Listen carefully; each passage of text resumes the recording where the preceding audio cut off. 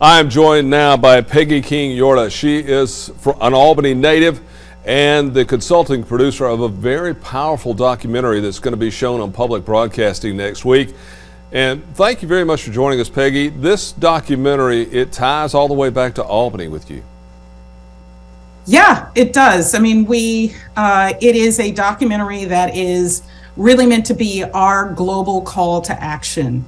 To preserve an African burial ground in the middle of the South Atlantic on a British island called St. Helena, but as a part of really building a case for preserving this site. The protagonist in the film, Anina Van Niel, I take her on a road trip through part of the American South, and Albany is one of our stops. It is a very powerful documentary, and it's a story about the slave trade. What do you want people to take away from it?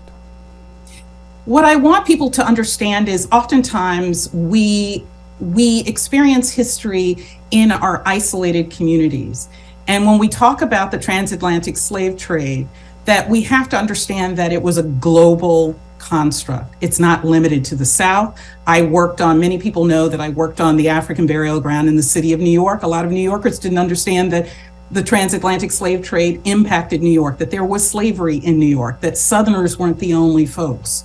And beyond that slavery was not bound by landmass, that, you had the Brits to come over and colonize areas, as well as the Dutch, but that the transatlantic slave trade impacted the world globally.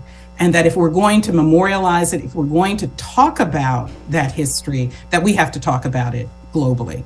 And that's Brazil, the Caribbean islands, the Dutch Caribbean islands, and areas of Europe and Africa. Now, this is a powerful documentary. It has been awarded at a number of film festivals so far. I know you're very proud, and now that it's coming to public broadcasting, to share its message all across the country.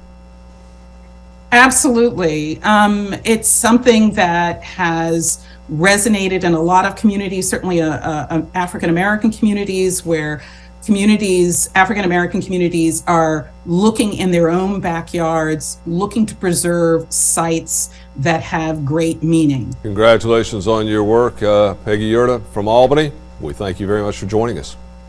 Thank you for having me.